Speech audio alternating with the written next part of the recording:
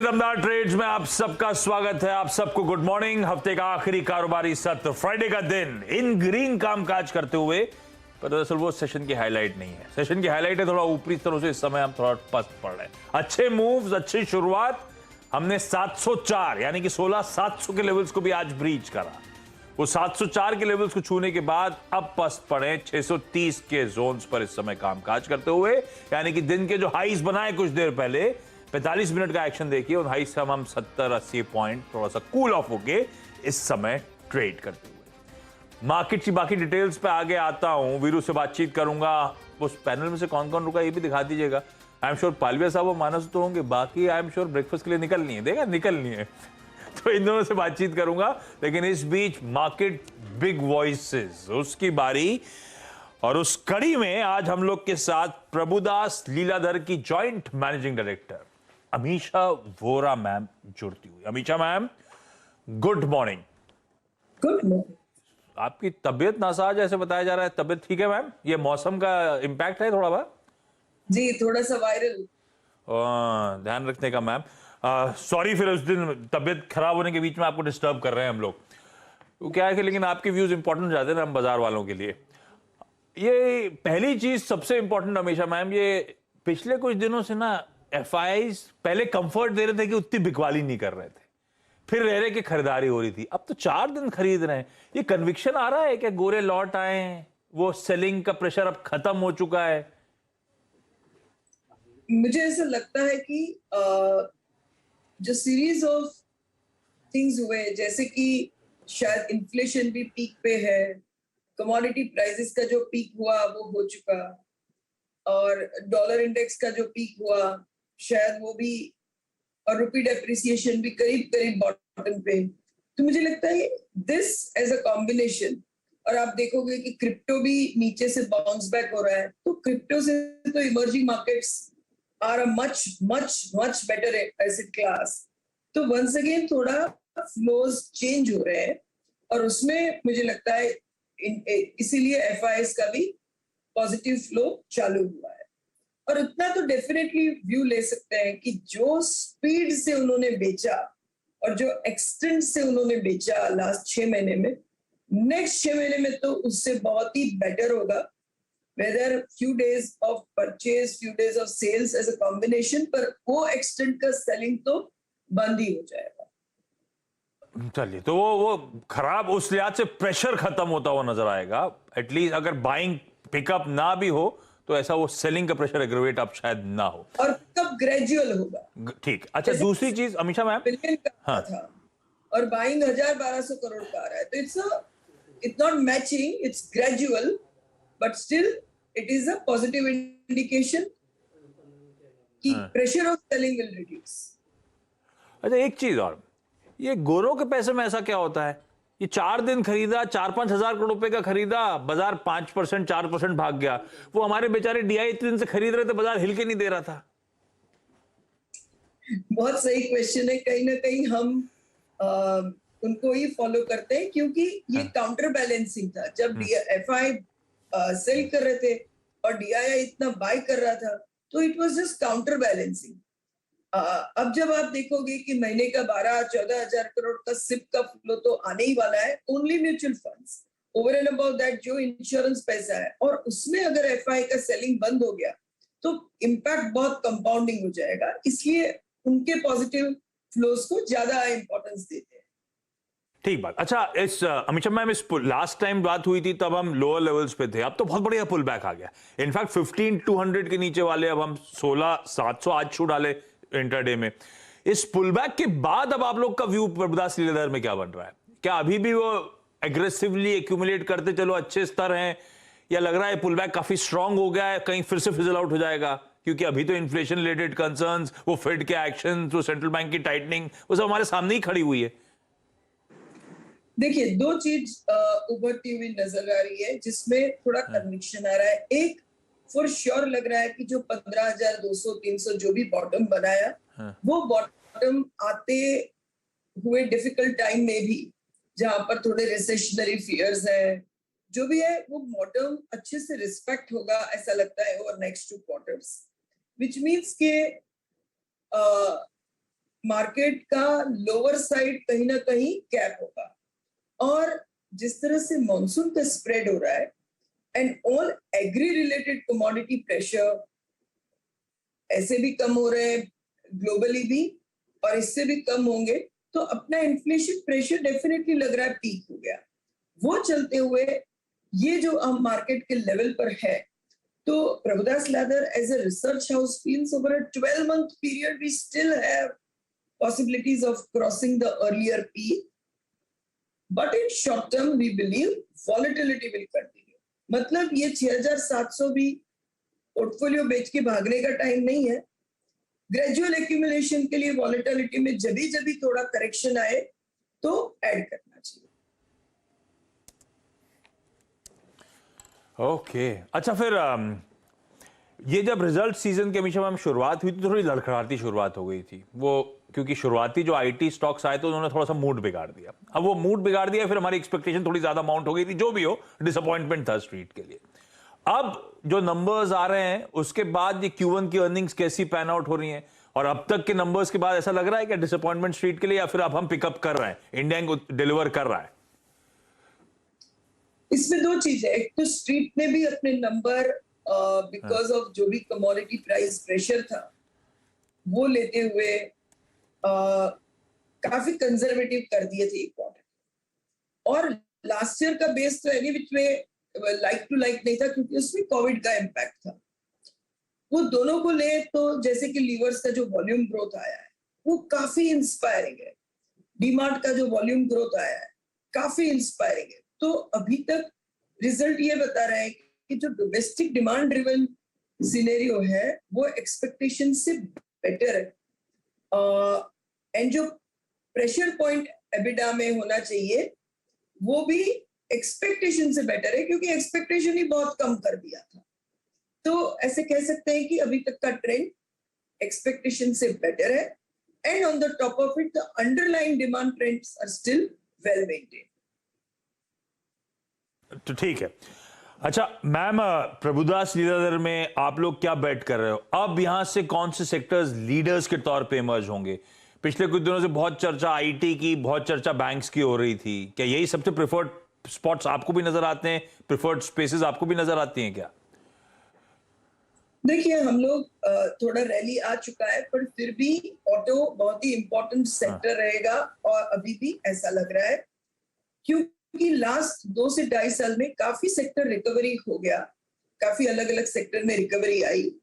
Auto में full fledged नहीं आई क्योंकि chip and supply side issue था, और उसके बाद पूरा कमोडिटी प्राइस प्रेशर हो गया, तो ना पूरा प्रोडक्शन हो सका, ना पूरा एबिडा मार्जिन कैप्चर कर पाए। तो आगे चलते हम लोगों को लगता है कि एनी विच में रूरल बाउंस बैक से डिमांड सिनेरियो ठीक रहेगा, प्रोडक्शन भी इंप्रूव हो सकेगा, एंड मार्जिन्स भी इंप्रूव होंगे। तो auto as a sector and within that commercial vehicles हो गया, EV led players and passenger and UV vehicle हमें अच्छी स्पॉट्स लग रहे हैं। उसी तरह से manufacturing within auto and outside, be some of the key auto ancillaries companies like Praj and other manufacturing companies, जहां पर हमको लगता है PLI and China Plus हुए बहुत अच्छा इंप्रूवमेंट रहेगा। और ये दोनों के बाद हमें लगता है बैंकिंग अभी भी बहुत ही स्ट्रॉन्ग पोजीशन में है, बोथ उनकी balance sheet and expected growth की वजह से, तो वो भी देखना चाहिए। तो ये ऑर्डर में हमें लगता है कि सेक्टर्स को देखना चाहिए। क्योंकि आपकी तबीयत खराब है ज्यादा, क्योंकि आपसे तो बात करते करते आधा घंटा कब निकल जाएगा पता ही नहीं चलेगा। जाते जाते एक सवाल और, अगर मैं पीएल में आज अकाउंट खुलाऊं और 5 स्टॉक्स खरीदने हो आप लोग को, तो कौन से 5 स्टॉक खरीदोगे उस अकाउंट में मैम? अगर इन्वेस्टमेंट के पर्सपेक्टिव से, इन्वेस्टमेंट के, यस, तो हम ये इसमें डालेंगे, टाइटन डालेंगे, इन्वेस्ट करवाएंगे, डीमार्ट इन्वेस्ट करवाएंगे, हम प्राज एक मिड कैप में पोजीशन लेंगे, आईसीआईसीआई बैंक में लेंगे, एंड और एक मैं डालूं तो हम अपोलो हॉस्पिटल में। Beautiful. Amisha ma'am, thank you so much जुड़ने के लिए। Get well soon ma'am. बढ़िया लगता है हमेशा आपसे बातचीत करके। तो ऑटोज एक प्रिफर्ड पॉकेट, वो मैन्युफैक्चरिंग कंपनीज जैसे प्राज अच्छी लगती हैं। और अगर कोई 5 लिख दिया प्रोड्यूसर साहब ने इतनी जल्दी, अगर कोई 5 स्टॉक चुनने हो आज के दिन, तो पीएल में अमीषा जी कौन सी चुनेंगी? वो आपकी स्क्रीन पर, Titan, Avenue supermart, Praj industries, ICICI bank, जोड़ दीजिए उसमें अपोलो हॉस्पिटल्स। ये है फिर इसका मतलब पीएल की प्रिफर्ड पिक्स। अब दिखा दीजिए स्क्रीन पे दोनों एक्सपर्ट जुड़े हुए हैं, पालविया साहब और मानस जायसवाल साहब। उनके पास जाऊं उससे पहले वीरू के पास एक बार चला जाए। वीरू, मिला जुला रुझान अब बाजार का 1/4% उछाल, निफ्टी बैंक स्ट्रेंथ बरकरार रखा हुआ, 300 पॉइंट से ज्यादा का उछाल, लेकिन निफ्टी आईटी आज थोड़ा सा मूड बिगाड़ने की काम करता हुआ। कैसे पोजीशन अब हम? अब 45 नहीं, आज 55 मिनट की कंटिन्यूस सेशन के बाद मूड कैसा? आशीष, आज निफ्टी में आई थिंक वो जो आईटी बैकफुट पे आया है वो उससे वो पुश वो आई थिंक थ्रस्ट निकाल ले रहा है, तो इसीलिए अगर आप देखें निफ्टी पे फॉर द टाइमिंग कोई री एंट्री का व्यू नहीं है। लेकिन बैंक निफ्टी में यस, स्टे कमिटेड और सुबह के लेवल्स पे नज़र रखिएगा। बैंक निफ्टी में वो फोर्स है और यहाँ से मेरे को जो आगे लेवल नज़र आता है आशीष, वो है 563। नोट करके रखिएगा, मॉर्निंग कमेंट्री में सबसे गुजारिश है 563। ये कॉल राइटर का जोन है, यहीं पे करीब 9,58,000 कॉल सुबह खड़ी हुई थी। ये निकलता है तो 780 तक का एक स्विंग पॉसिबल है। लेकिन एक चीज़ याद रखिएगा कि एक बहुत रीजनेबल स्टॉप लॉस फ्राइडे के दिन क्या आएगा, वो आएगा करीब 36,390 की ट्रैजेक्टरी, 36,390 की trajectory. Stay long on Nifty bank Ashish. Nifty bank पे लॉन्ग्स बनाए रखें। आईटी थोड़ा सा पस्त पड़ रहा है। मैं आईटी पे बात करने जाऊंगा अभी थोड़ी देर में। महेश्वरी सर आपको आपकी स्टेज पे नजर आएंगे। पहले वो 10 के दमदार ट्रेड जो प्रॉमिस है उसे डिलीवर कर दूं। दोनों एक्सपर्ट से जान लेते हैं इस समय की दमदार पिक्स कौन सी हैं। पालविया साहब, पहले आप बताइए 10 के दमदार ट्रेड्स कौन से हैं सर?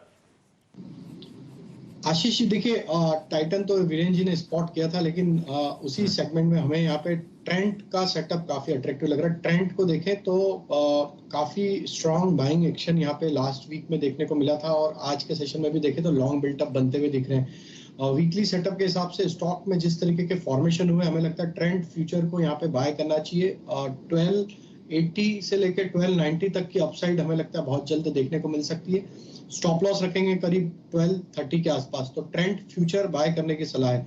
जो दूसरा स्टॉक बाय करना है वो कैश सेगमेंट से है और उसमें हमें बालाजी अमीन्स यहाँ पे काफी अट्रैक्टिव लग रहा है। आज का जो प्राइस एक्शन है वो अब स्टॉक को 200 डे मूविंग एवरेज के ऊपर लेके आ चुका है।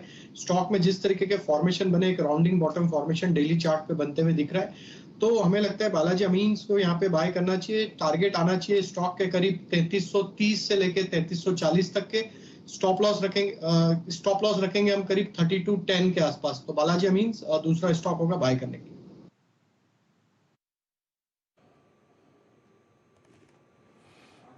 बालाजी अमीन्स अगर आप देखें आपके स्क्रीन पर आ रहा है। और मैं एक चीज़ यहाँ पे मेंशन करना चाह रहा था कि जब आशीष डिस्कशन कर रहे थे उस वक्त देखिए पहले सुबह फर्स्ट चंक में करीब 9:15 से लेकर 9:45 के बीच में वो थे NBFCs, और सेकेंड अगर आप देखें चंक में मतलब पोस्ट 9:45 टू आई थिंक अभी तक 10-13 तक इस वक्त ऑटो अपनी तरफ वो गजब का ऊपर इंटरेस्ट खींच रहा है कि पूछिए मत। मैं आपकी स्क्रीन पे एक समरी रखता हूँ राजेश पालवे जी, उस पर एक चीज़ अगर आप ऐड कर पाए तो करिएगा। ऑटो ने सडनली 15 मिनट में अपना पूरा का पूरा सेटअप बदल लिया है। 2.8%, Eicher motors 14%, that's huge. Bosch, Bharat पॉच 6.6% और look at TVS 1.5%, substantial addition. TVS all time high, yes I think all time high है 895 पर। राजेश जी आपके कुछ व्यू इस पर, कोई ट्रेड सेटअप, कोई ऑप्शन ट्रेड? यस, तो बिल्कुल देखिए TVS मोटर भी रडार पे ही है और बुलिश व्यू है। और जिस तरीके के फॉर्मेशन बने ऑल टाइम हाई पे भी, स्टॉक में जो बाइंग इंटरेस्ट यहाँ पे कंटिन्यूटी बनी हुई है, हमें लगता है स्टॉक में यहाँ पे तो 930-940 तक की अपसाइड हमें लगता है इसी सीरीज में कंटिन्यू होते हुए दिख सकती है। ऑप्शन के थ्रू 900 का कॉल ऑप्शन लेके भी बाई किया जा सकता है। 13 रुपए के आसपास ट्रेड कर रहा है। इसमें टारगेट आना चाहिए करीब 18 रुपए से 20 रुपए तक के। स्टॉप लॉस रखें करीब इसमें 9 रुपए का। तो TVS मोटर का मोमेंटम काफी स्ट्रांग है। आयशर भी यहाँ पे काफी स्ट्रांग सेटअप बना हुआ है टेक्निकली, और हमें लगता है जिस तरीके से इसने स्विंग हाई क्रॉस किए हैं प्रीवियस, और जो स्ट्रेंथ यहाँ पे बनते हुए दिख रही है, ये स्टॉक भी अच्छा मोमेंटम कंटिन्यू करते हुए दिख सकता है। 3250 तक के पोजिशनल टारगेट हम इसमें एक्सपेक्ट कर रहे हैं आइशर में भी। मानस, आपके कन्विक्शन कॉल्स क्या रहेंगे? दो तो देखिए, सबसे पहले तो रेन इंडस्ट्रीज पे खरीदारी करेंगे, क्योंकि यहाँ पर अगर आप देखें तो अब फाइनली एक ब्रेकआउट हमें देखने को मिल गया। 2 दिनों से कंसोलिडेशन देख रहे थे, लेकिन 50 डे मूविंग एवरेज के ऊपर आज रेन इंडस्ट्रीज निकला है। तो यहाँ पर खरीदारी करेंगे 154 के स्टॉप लॉस से 162 रुपए तक के टारगेट्स आप देख सकते हैं यहाँ पर। और दूसरा स्टॉक है HDFC बैंक का, जहां पर आप उम्मीद करिए कि क्योंकि स्टॉक ने एक इनवर्स रेजिस्टेंस पैटर्न का ब्रेकआउट इंट्राडे चार्ट पे दिया है, एक प्राइस ब्रेकआउट 1370 के ऊपर दिया है, तो आपको HDFC बैंक में भी खरीदारी करनी है 1364 के स्टॉप लॉस से 1405 तक के टारगेट्स आप देख सकते हैं। बढ़िया है भाई, सारे बढ़िया बाय कॉल्स आ गए। Trent, Balaji amines, rain industries और HDFC बैंक, ये हैं 10 के दमदार ट्रेड्स आपकी स्क्रीन पे। लेवल्स और खासतौर पे स्टॉप लॉसेस नोट डाउन करिएगा। महेश्वरी सर, ये अच्छा, इस बीच आता हूं अच्छा मैं उस स्टॉक पे। पहले महेश्वरी सर, ये IT जो आज पस्त पड़ रहा है, इसको लेकर व्यू, बहुत अच्छे मूव्स दिख गए डिसअपॉइंटिंग कुछ नंबर्स के बाद, और डिसअपॉइंटमेंट तो खैर TCS से लेकर विप्रो तक सब में कंटिन्यू ही करा है। मिड कैप IT को छोड़ दूं तो अब आप लोगों का व्यू क्या बन रहा है? आज ठंडा पड़ने लगा है, तो थोड़ा सबके जहन में सवाल है भाई, अच्छा मूव के बाद ठंडा पड़ेगा क्या? क्योंकि सेकंड हाफ चैलेंजिंग होना IT कंपनीज का हम सबको पता है, पर कितना वैल्यूएशन में ऑलरेडी फैक्टर है ये नहीं समझ में आ रहा। बिल्कुल आशीष, मैं आपकी बात से सहमत हूँ कि सेकंड हाफ बिल्कुल चैलेंजिंग होने वाला है। और रीजन यही, सबको मालूम है कि US यूरोप में जो रिसेशन के फेयर है उसके चलते हुए थोड़ा IT स्पेंडिंग पे भी फर्क पड़ने वाला है। क्योंकि जी वॉलमार्ट की, अमेजोन की या नेटफ्लिक्स का सेल ही नहीं होगा, तो उनके जो नए प्रोजेक्ट्स हैं उन पे थोड़ा सा जो स्पेंडिंग वो बड़ी बड़ी करते थे, तो वो उस पर थोड़ी सी रुकावट होने ही वाली है। क्योंकि डिजिटल भी स्पेंडिंग कर करके आप कितना स्पेंड कर लोगे यदि एंड कंज्यूमर परचेज ही नहीं कर रहा आपके प्रोडक्ट, तो मुझे लगता है बिल्कुल एक चैलेंजिंग टाइम है IT कंपनीज के लिए। और यही एक रीजन है कि FIs की तरफ से जो बिकवाली हमने मेजर देख रहे हैं वो IT स्टॉक्स में हो रही है, और बैंकिंग स्टॉक्स में जो ज्यादा इंडिया फोकस्ड है वहां पर बाइंग देखने को मिल रहा है। तो मुझे लगता है इन्फोसिस जरूर सिक्वेंशियली देखा जाए तो जो TCS, HCL टेक वगैरह के कंपैरिजन में हाईएस्ट ग्रोथ करेगा, बट मार्जिन पे प्रेशर, हायर एट्रिशन रेट, ये सब कंसर्न्स तो रहने वाले हैं। तो मैं बियरिश हूँ अभी IT स्टॉक्स के शॉर्ट टर्म प्रोस्पेक्ट्स को लेकर, बट ओनली एक सोलेस ये रहेगी इन स्टॉक्स में, क्योंकि नैस्डैक के जैसा मूवमेंट रहता है accordingly IT stocks next day react करते हैं। तो थोड़ा बहुत आपको वहां पे नैस्डैक के साथ साथ अपसाइड देखने को मिलेगी, but numbers point of view से या फंडामेंटली मुझे अभी ये सेक्टर थोड़े टाइमिंग के लिए ज्यादा एक्साइटिंग नहीं लगता है, क्योंकि दूसरे सेक्टर्स में निवेश के अपॉर्चुनिटीज कहीं ज्यादा है। और जरा आशीष जी के साथ जरा GSFC का चार्ट रख दीजिए। 15% ऊपर GSFC, वो रिजल्ट रिएक्शन पे हम लोगों ने जब चर्चा करी थी तो 7-8% ऊपर था इनका आज का मिड कैप फंडा पिक था भाई साहब। वो 7-8% वाला आज ही 14-15% तक के अपटिक्स दिखा चुका है। इस तरह से मूव पकड़ता हुआ, और ये आज के लिए और आने वाले समय के लिए दोनों तरफ से अट्रैक्टिव बेट था। महेश्वरी सर, इसके इवेंचुअल टारगेट्स क्या हैं? 175 के ना? बिल्कुल 175 मुझे लगता है, क्योंकि अब फंडामेंटली आप आशीष देखिए कि 1200 करोड़ रुपए कम से कम कंपनी इस साल कमाएगी, और 6000 करोड़ के मार्केट कैप पे मिल रही है आपको, क्योंकि स्पेशलिटी केमिकल और फर्टिलाइजर दोनों की डिमांड में काफी रोबस्टनेस है। यदि आप नंबर्स में सीक्वेंशियली भी देखें तो काफी ग्रोथ देखने को मिल रही है। तो मुझे लगता है काफी अंडर वैल्यूड है अभी इस लेवल पे, और जो 52 वीक हाई उसका शायद 197-198 था। मुझे लगता है कि वो लेवल भी आपको यहाँ पे रीच होते दिख सकते हैं।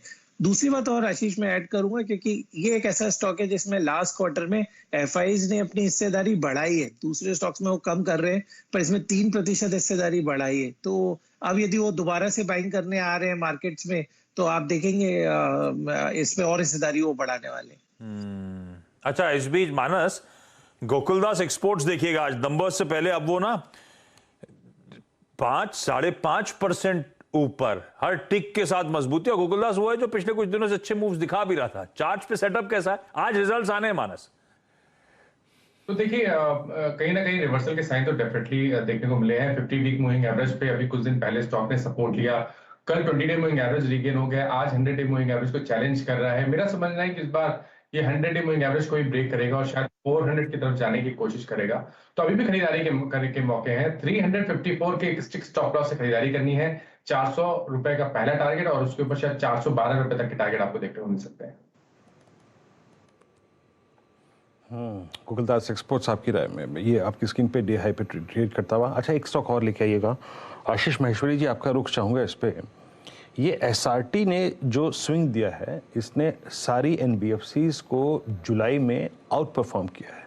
सडनली एट 1476 ये अपनी करियर की हाईएस्ट ट्रैजेक्टरी के नज़दीक जा रहा है। एसआरटी पे आपका आउटलुक सिर्फ जुलाई में अगर आप देखें तो ये मेरे ख्याल से, या फिर मैं मिड जून से कैलकुलेट करूँ ना, तो करीब 500 रुपये का स्विंग दे चुका है, 500-400 रुपये का। आपका व्यू क्या है इस पर? कोई और इसको होल्ड करें, बुक करें, या फिर कोई और एनबीएफसी जिसमें स्पॉटिंग की हो आपने? इनफैक्ट श्रीराम ट्रांसपोर्ट फाइनेंस को ही मुझे अट्रैक्टिव नजर आता है, क्योंकि फंडामेंटली भी मैं देखता हूँ यदि उसके नंबर्स पे, तो लास्ट 2 क्वार्टर में उनका मुनाफा 680 करोड़ से बढ़ के 1000 करोड़ तो उन्होंने सिक्वेंशियली ग्रोथ दिखाई, और 2700-2800 करोड़ शायद उनका फुल ईयर का प्रॉफिट था। तो कम से कम मेरा मानना है 4000 करोड़ तक कंपनी इस साल का मुनाफा श्रीराम ट्रांसपोर्ट फाइनेंस बिल्कुल रिपोर्ट कर सकती है। और अभी भी अपने 52 हाई से करीब 200-250 रुपए नीचे ट्रेड हो रहा है। तो वैल्यू बहुत है स्टॉक में, क्योंकि जो वर्स्ट था वो ओवर हो गया है। सीवी के सेगमेंट में जहाँ ये लोग फंडिंग करते हैं वहाँ सुपर एपेटाइट बनी हुई है। इनफैक्ट यदि आप टाटा मोटर्स के सीवी का सेल देखें, अशोक लेलैंड का देखें, महिंद्रा देखें, तो मुझे लगता है कि काफी प्रॉमिसिंग फ्यूचर है श्रीराम ट्रांसपोर्ट फाइनेंस का। और जैसा मैं कह रहा था कि एफआईज की जो अभी बाइंग देखने को मिल रही है वो सबसे ज्यादा बीएफएसआई सेगमेंट में देखने को मिल रही है। तो ये उनके बिल्कुल पसंदीदा स्टॉक हुआ करते थे जो उन्होंने बेचे हैं काफी नीचे तक, और अब वही स्टॉक को बाय करेंगे जहां पर उनकी अंडरस्टैंडिंग अच्छा है और फ्यूचर प्रोस्पेक्ट्स अच्छे हैं। तो बिल्कुल श्रीराम ट्रांसपोर्ट फाइनेंस को मेरा तो बेचने की सलाह नहीं रहेगी, और इनफैक्ट यहाँ से 100-150 रुपए की अपसाइड यहाँ पे इनफैक्ट और आप उम्मीद कर सकते हैं।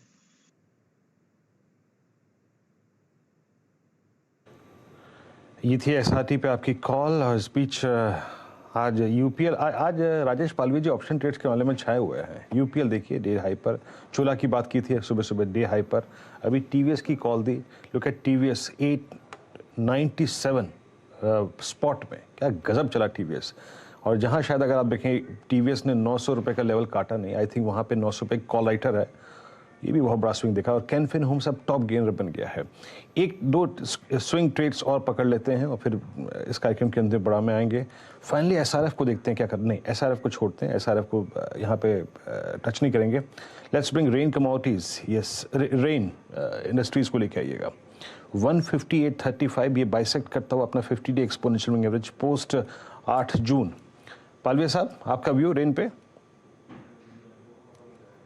आई थिंक मानस जी ने अभी ये स्टॉक पे भी अपना बाय व्यू दिया है। मुझे लगता है कि स्टॉक में जिस तरीके से एक फॉलिंग ट्रेंड लाइन का ब्रेकआउट वीकली सेटअप पे होते हुए दिख रहा है, तो कहीं ना कहीं एक करेक्शन के बाद ट्रेंड रिवर्सल के साइन दे रहा है। और हमें लगता है कि ये स्टॉक में जो फॉर्मेशन बने, ये मोमेंटम कैरी फॉरवर्ड होना चाहिए 175-178 की तरफ।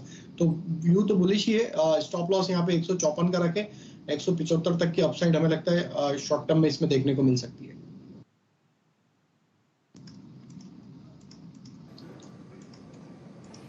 रेन मानस का व्यू था यहाँ पे। मैं ओआईएक्स की समरी को देख रहा था, उसमें मुझे इंप्रेस कर रहा था ये स्टॉक। और क्या है, कैपिटल गुड्स देखिए ठंडा पड़ा हुआ है, लेकिन कैपिटल गुड्स में कल बीएल एक प्राइस परफॉर्मेंस काफ़ी अच्छी खासी देखी गया था। और एक और बात याद रखिएगा, कल मेरे ख्याल से क्लोजिंग में किसी ने कॉल भी दी थी, इनफैक्ट एचएएल में ओआई बढ़ता हुआ। और एचएएल अगर इस लेवल पे क्लोज होगा 1884 पे, मैं थोड़ा सा बारीकी से एक बार और देख लेता हूँ, इसका अब तक का जो बेस्ट क्लोज है एचएएल का वो है करीब 1902 की ट्रेजेक्टरी में, और अभी 1888 पे ट्रेड करता हुआ। मानस ये एचएएल का ना, चाहे बहुत छोटे या फिर बड़े या फिर मीडियम टर्म पर्सपेक्टिव से देखें आप, इसी पैटर्न पे चलता है। ये लगभग 1 महीने का कंसोलिडेशन, फिर उस फॉलिंग चैनल का ब्रेकआउट। यही हुआ, आप समझ लीजिएगा कि फरवरी 2022 में, यही हुआ मार्च 2022 में, यही हुआ मई 2022 में, और यही हुआ एग्जैक्टली 19 जुलाई को। और उसके बाद वो प्रीवियस हाई जो है वो बाइसेक्ट होता है बहुत स्ट्रॉन्ग कॉन्फिडेंस के साथ। 1943 कितनी पॉसिबिलिटी लगती है आपको इसकी? देखिए पहले तो डिस्क्लोजर है कि जस्ट 2 मिनट पहले ही मैंने इस पे एक रिकमेंडेशन दिया है HL पे बाई साइड पे, और उसका 2 दिनों की कंसल्टेशन के बाद का ब्रेकआउट है। और अगर आप देखिए तो अपने जितने पॉइंट मूविंग एवरेजेस हैं उनके ऊपर स्टॉक ट्रेड कर रहा है। एक फ्रेश ब्रेकआउट है, इसलिए 1950 तक के भाव आपको बिल्कुल देखने को मिल सकते हैं। 1860 के स्टॉप लॉस से यहाँ खरीदारी करिए। आई थिंक एक और स्ट्रेटेजी रहेगी, 1900 का कॉल ऑप्शन लीजिए, वहां पे काफी बेहतर लिक्विडिटी है।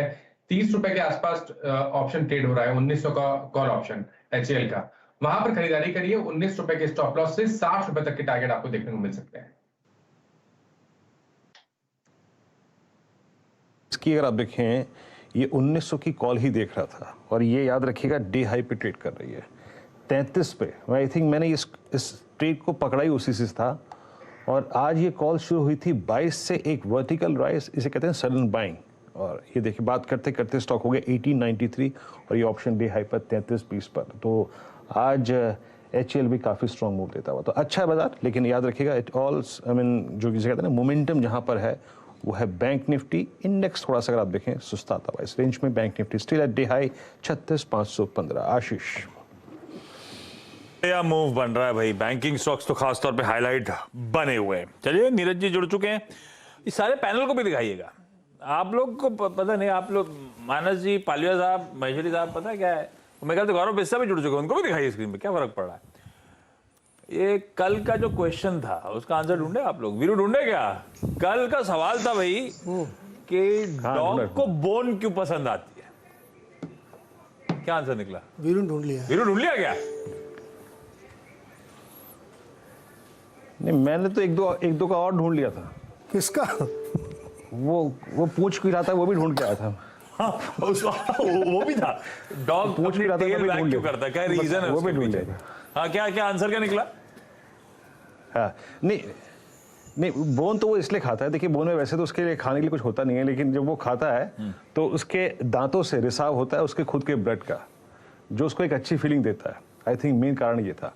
और आशीष, जहाँ तक वो पूछ लाने का सवाल है, एक हाल ही में एक बाहर की यूनिवर्सिटी ने एक रिसर्च करी है जिसके मुताबिक पूंछ अगर बाईं तरफ हिलाए तो वो खुश है, वो